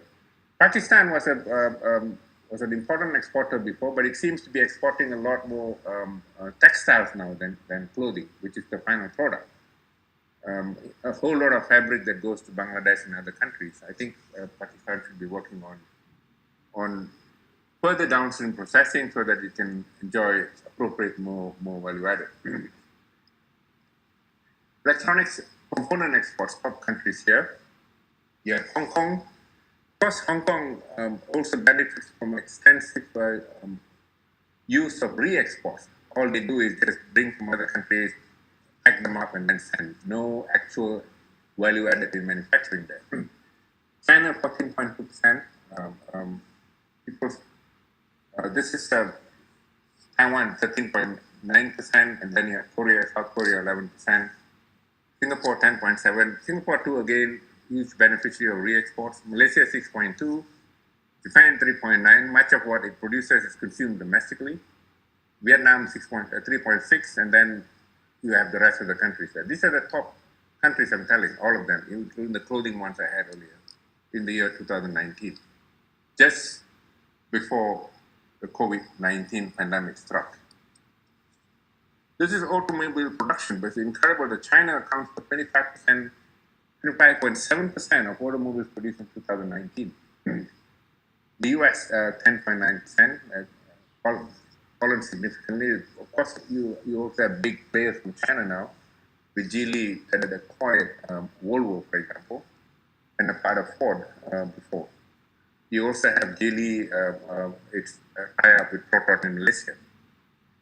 Japan 9.7%, Germany 4.7%, India 4.5%, Mexico 4%, South Korea 4%, Brazil 2.9%, Spain 2.8%, France 2.2%, and Thailand. Thailand is the biggest automobile assembler in Southeast Asia, but it only accounts for 2% of units produced in the world. It only accounts for 2%. Now, I'm not sure how much time I have, but if there are questions to buffer the whatever gap that I have, I tried to go quickly because I initially wanted to present in 30 minutes. But I'm not sure if I've exceeded or I'm anywhere near that sort of time. COVID-19 has accelerated the restructuring of production that began with the trade war between China and the US. Increasing agglomeration of production at final markets and locations offering access to third country markets, I think has been occurring now. COVID-19 is also quickening the introduction of Industry 4.0 technologies that reduce human contact and labor-intensive operations. What do you now see? I mean, in stamping, for example, in automobile production, my trip to Toyota in Nagoya, so it is almost 100% done by robots, stamping. But of course, assembly still has some amount of human activity, but it's a little bit more than typical companies because Toyota uses the multi-system model of just-in-time. You have several models going through the same lines, and therefore the coordination is much less controlled compared to similar products on this, each production line. Standardization. In this case, they actually don't use standardization there. Reshoring of production already started in Taiwan since 2017, following the trade war between the US and China. That has actually also spread to agriculture. For example, rice self-sufficiency in Taiwan now, in the year 2019, reached 97%, when the figure for Malaysia was only 70%, a figure that has been rising slightly because of problems of fluctuating prices. As poorer countries that used to export rice have begun to develop, Vietnam exports very little rice. In fact, it's a net importer of rice from Cambodia and from Laos, PDR. Although, of course, some countries like India has a huge glut now, also because of the way pricing is done, so that the real poor who starve, they are not actually in the demand curves. But that actually tells you that these initiatives in Taiwan, for example, started earlier, and in fact, even on vegetables, they have 80% self-sufficiency. In a whole lot of areas in Malaysia, we are net importers. Chilies, for example, we import about 70% of the chilies that are consumed here. About 85% of lamb, about 80% of beef. That's the sort of dependency that we've created, which has been, in effect, worsening from 1989 when imports exceeded exports. And that hasn't improved over the years in trend terms. Malaysia and Vietnam experienced massive relocation of production from China, including solar panel manufactured to circumvent tariff to the US. So you have lots of these firms, not that they somehow have natural endowments to relocate in certain places, but they just benefited from the fact that they have high tariff targeted imposed in specific countries, China being a target that Donald Trump used extensively. COVID-19 is stimulating a further production restructuring with a considerable export-oriented manufacturing relocated in major markets, including regional markets. So you will have component suppliers, for example, even though technological change has already allowed huge coordination between final consumers, between the engineers who design things, so much so that they don't have to be located in the same place. The product secretary, Raymond Vernon, actually used that extensively to say why the most advanced technologies that relate to designing and so on will be kept in developed markets, particularly close to home. But that actually moved out because of technological change. With internet support and so on, you had direct coordination. But unfortunately, with manufacturing and a whole range of other activities affected, disrupted by COVID-19, what it tells us is the return of some of those activities, but not in the same form as before, but through the displacement with with Industry 4.0 technologies. Although the incoming US government has promised to return to the Obama policy framework, it is unlikely that the production restriction will be reversed, owing to the impact of COVID-19, which discourages human contact. So I do not expect the ascendancy of the election of Joe Biden and Kamala Harris would make any effect on this, largely because of the fact that we have COVID-19 that actually tries to preclude any attempt to return back to the old ways of doing things. In fact, I would expect extensive restructuring taking place, not just physical relocations, geographical relocations, and that process also reducing the move of China to become the globe's central supplier to one where you will also have the displacement of human activity with Industry 4.0 technologies. And then, of course, designers and so on, people connected to electronic control of things rising in day-to-day activities. Instead of having, in fact, I would say the shift from mass production to mass customization could also be intensified. China and many East Asian economies have managed to resume export growth, but supply chains are likely to show a greater shift away from China, with ASEAN countries in Asia as important beneficiaries, which I already discussed just now. Given the uncertainty caused by the COVID-19 pandemic, governments and firms must show greater cooperation to sustain efficiency improvements. Simply because borders are involved, simply because you need to have ports, ships going on, those kind of things require customs coordination, and some of these come from decisions made by cabinet members, by politicians. It's just like when you have haze in one country moving on to cross borders. We have controlled that badly because of this poor coordination. I think with this with the pandemic and lots of people dying, I think the government will have to play a greater role in coordinating these activities so that there are no mishaps that could lead to further clusters of people contacting COVID-19 and eventually increasing the rate of death. Now, let me also mention that in the case of Malaysia, we have seen some worsening of these things, and I feel it's also a consequence of that sort of poor cooperation, not just across countries, but also within countries, between states, between organizations, agencies, and so on. So this is this point in relation to how manufacturing restructuring is evolving as a consequence of the pandemic. The early direction to that already given by the trade friction between China and the US, which culminated in huge amounts of trade sanctions imposed by the US that led to many firms relocating out to supply the US. But now it has spread through simply because there is a concern that the process of bringing trade itself from countries affected by COVID will bring the disease as well. And the second thing is that there's less control if you have supply chains spread across the world as opposed to having it close to where the key production final markets are. So that's the sort of take I put, but I believe that the pandemic could possibly come under control by the end of 2021. But that doesn't necessarily mean that it would mean a return back to the old regime of the way production was done, simply because I think that pandemic has actually given a huge impetus for the proliferation of Industry 4.0 technologies. With that, thank you.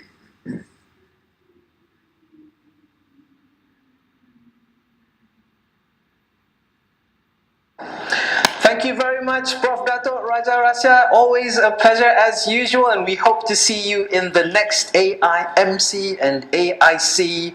So we'll see you then. Thank you very much. Bye-bye. Now, ladies and gentlemen, I do have a little correction to make. The technical team has just told me that I made a slight error. We're not asking you to go to the Facebook page. We're actually asking you to write down your answers in our YouTube page. So in the comments, please write down your answers for the questions. Speaking of questions, I believe it's time to go to the second question. Now, I'm sure that you've already started at least Googling the facts, because hey, let's face it, you can find the answer anytime you want just by clicking a few buttons, and we're hoping that you do that right now, because who knows, you may win something extraordinary, or you may win something ordinary. We don't know, we'll see, but we're gonna have fun anyway. So ladies and gentlemen, the next question, let's go with the next question, question number 2 for the prize. Question number 2 is, what was the date of our famous Langkawi AIC? Again, what was the date of our famous Langkawi AIC? That, ladies and gentlemen, is your second question. If you remember it, type it in right now. If you can't remember it, Google it. Put your answer in and win something. It's all in good fun. So, put in your answers right now, lock it in, and win something. We're waiting for you. Alright, ladies and gentlemen, so that was the second question. We do have one more question coming up, and that question will come up very, very soon. So we've heard from 3 dignitaries so far, and we're coming up to the final one. And usually with the final guest that we have, normally it indicates that we're wrapping up everything. We save the best for last. Ladies and gentlemen, I would like everybody here to welcome once more to the stage, or the virtual stage, our founding director, the founding director of Connecting Asia, Dr. Muhammad Imran Qureshi. Dr. Muhammad Imran, the floor is yours.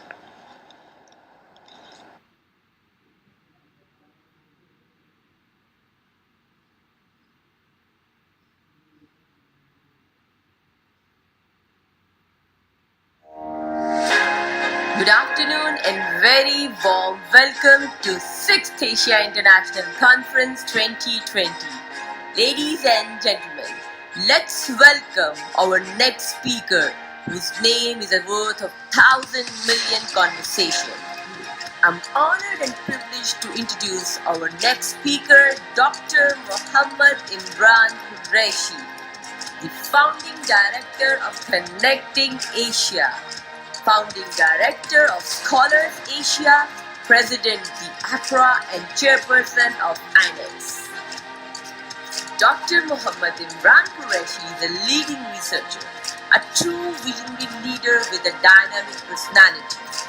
He is featured among the world's top 2% scientists, listed by prestigious Stanford University. He previously teaches at ComSat's University, Pakistan, and currently he is serving at University Technical Malaysia, Melaka. He is an enthusiastic academician in the field of operational management. Qureshi has the ability to adopt new skill sets to sustain in the competitive era. He also has the potential to transfer knowledge to his students using practical pedagogy methodologies. He is specialist in the field of structural equation modeling using AMOS, smart PLS, and quantitative data analysis using NVIDIA. True education comes from a passion for learning, and Dr. Imran Qureshi does believe these words by heart, as his work is published in world-renowned journals in the area of operational management, environmental management, sustainability, and organizational behavior. So, ladies and gentlemen, join me in welcoming our man of the hour, Dr. Muhammad Imran Qureshi. Thank you, Dr. Abdullah. Good evening, my dear fellows. Good evening to all my participants, those who are watching me live. Good morning, good evening from wherever you are, and the keynote speaker. I'm really thankful to you. You are sparing your time and watching this closing ceremony. Now, let me remind you, this is not the closing ceremony of AIC 2020. It is just the closing session of what we have concluded today. We have concluded successfully 356 presentations in one day, and that is a big achievement. And that is why we had this ceremony where we invited keynote speakers, and you listened to Dr. Sobio also. And this is my time to express my thanks to all those who contributed and participated in the conference. Let me remind you, the closing ceremony would be in the next week when we are going to have calculate all the results and announce the winners. Tomorrow we have a strategic forum which is going to be held on the future or digital future beyond COVID. So this is another session which is going to held at 2 p.m. tomorrow Malaysian time, and the second session of this strategic forum would be 5 p.m. Malaysian time. And we have invited speakers from all over the world or renowned speakers who will discuss about these issues, and you can directly ask questions to them. So stay live and see our strategic forum also, and ask questions if you have any question from the renowned speakers and the best in the field. Okay.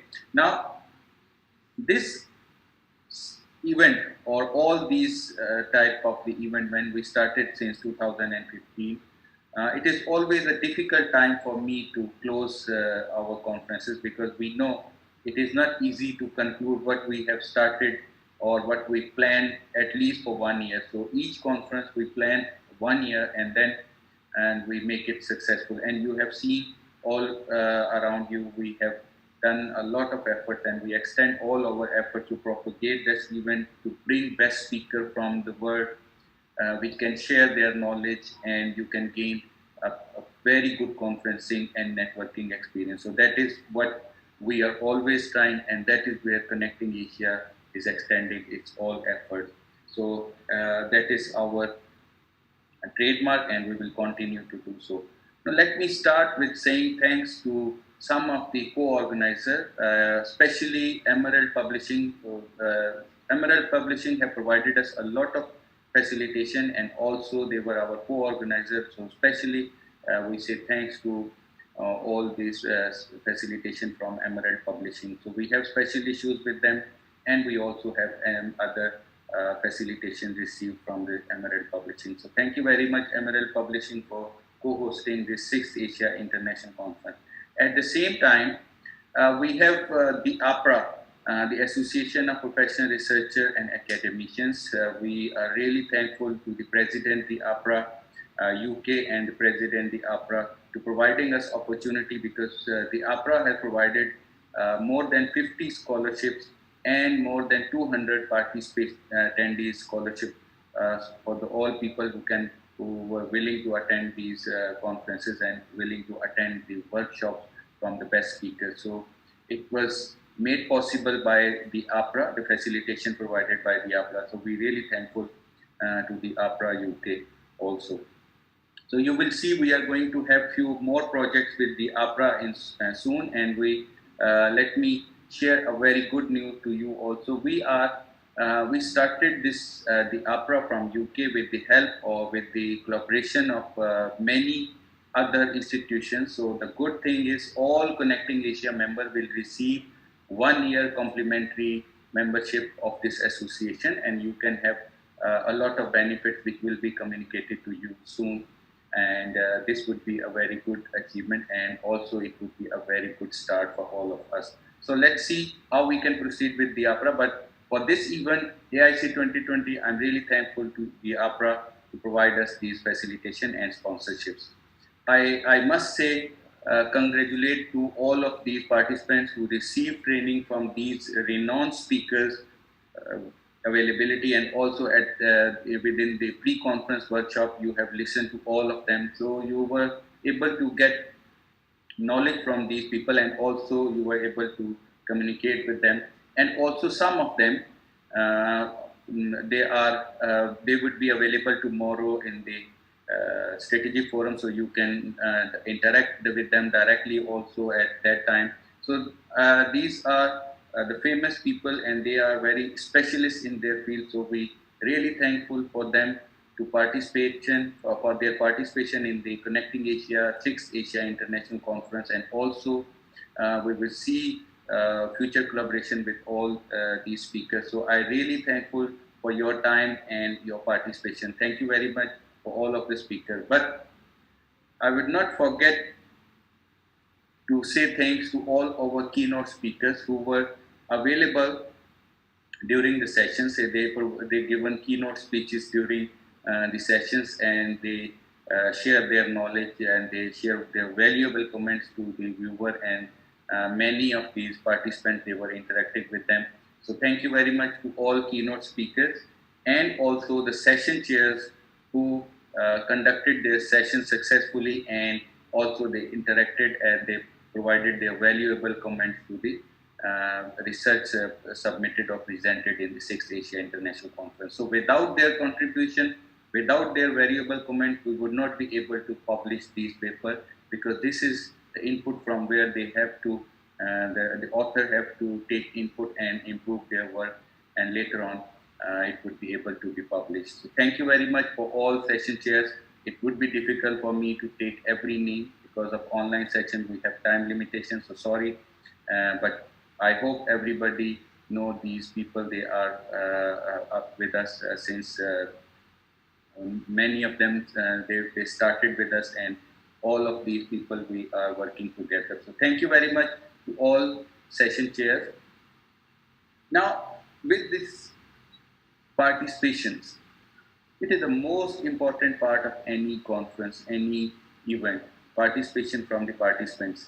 We really thankful, and we are lucky. I really believe I'm the luckiest person, because at every time when we do we announce our conference, many people or many participants, they always support us, and this is where I feel myself lucky, because within the difficult situation, we know the COVID is all around, the situations are not favorable, and even the difficult time, many participants, they registered and they showed their support to us. We really thankful, and it would not be possible to conduct this such a huge event without your participation.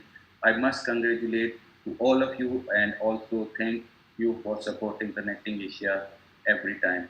I believe we will also deliver, and I will try to deliver it more and more, because your support always with us, and we will try to extend our different events and different conferences in your support. So thank you very much to all my participants. And for the participants, the most important thing is how to document the output of this conference. So let me share, because some people, they are confused sometimes, and they have to understand Connecting Asia conferences, and especially the 6th Asia International Conference, is providing you opportunity to publish your full paper.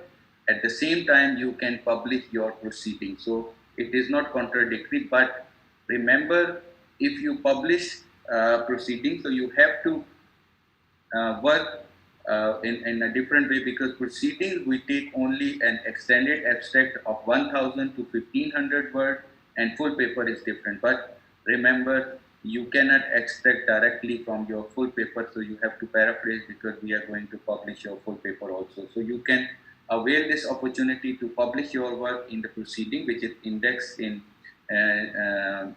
Road, it is indexed in Base, it is also indexed in Google Scholar, and many other different databases. So let me show you how you can do that. This is the proceeding, and it is a website available to you. So you have to log into this website and submit your extended abstract on this website. We will process it and publish your extended abstract as a proceeding. Okay. Now this is other publication opportunities. We have different options for the publications also. You can publish in the free journal, you can publish in the online open access or paid journal. So the publication fee is totally dependent on the opportunity you are planning to avail. Okay, so we have different types of the opportunity. So you can go to this website and check all these publication options available, and you can publish. But remember, recently we faced a lot of difficulties in indexing process. So we are not indexing. So we are not indexing agency. So whatever the problem or the journal you want to select, so please make sure when we send you option, you have totally understood that option, you have checked the databases, you have already verified all these indexing parameters, because this is what we do all these indexing parameters before we submitted our papers to any journal. But at the same time, it is not just our responsibility. As an author, you have to take some responsibility and check the journal indexing and everything before you publish your work. Okay, so you have to be careful while we are publishing. And finally, the team. I know I say same things every time for my team, but here, let me tell you a few things. Online event, even though it is an online event, and people think it is not difficult to manage online events, but in my opinion, what you see in the online event is just the tip of iceberg. There are a lot of efforts has been done to make this possible for you and make this event a successful event. And I know my team members, they have done a lot of work. Sometimes even the days and nights, I must say they were stood behind me, and they always work, and they work beside me, and they were amazing throughout the event. And I must say, it is not something hidden. Everybody knows that the Connecting Asia team is the best in their field, and they know how to conduct all these online or face-to-face events. Obviously, we are missing we are missing face-to-face events, and we will try to resume these face-to-face events as soon as possible. But until then, we learn new skills. And my team, I am really proud of you, because you are the one who always led me to the difficult, out of the difficulties, and also you led me to many areas where I was weak. So thank you very much, my team members, those who have contributed a lot. They have worked days and nights. Would be enjoying these sessions, and also you are going to enjoy future sessions also. And we will provide you all these events in open access as soon as possible, because we have recorded everything, and this is the beauty of online event. Thank you very much, and have a very nice day. Thank you very much, Dr. Muhammad Imran. Thank you very much, my friend. It's always great to see you. We'll see you again very, very soon. Ladies and gentlemen, with the words coming from the mouth of Dr. Imran usually means only one thing: either something's beginning or something's ending. And for today, right now, something is ending. We've actually come to the end of our closing ceremony. But before we do that, I did promise you that we were going to have 3 questions. We've given 2, and we're going to give the last question. So get ready, everybody. Last questions. Once you do know the answer, straight away put it in the YouTube comments. If you don't know the answer, then Google it. You'll find it somewhere. So, the third question is, in the last 6 years, how many PhD scholars have been funded by Connecting Asia? That's the question. In the last 6 years, how many PhD scholars have been sponsored, have been funded by Connecting Asia? And that's the final question. That's the one that's going to get you through the finishing line. And who knows, you might win a car. I'm kidding. You're not going to win a car, but you are going to win something. So, ladies and gentlemen, so just a bit of housekeeping before we finish. Please remember that tomorrow we are going to have the Strategic Forum. There are going to be 2 sessions. The Strategic Forum will be a panel discussion of experts discussing beyond COVID-19. So do stay tuned for that, because we're going to have a lot of points to cover, and the discussion is going to be worldwide. It's going to cover issues from Malaysia, from Pakistan, from Europe. Please be there, and you are going to gain something from that. Again, 2 sessions. The first one is from 2 to 3:30, and the second one is from 5 to 6:30 Malaysian time.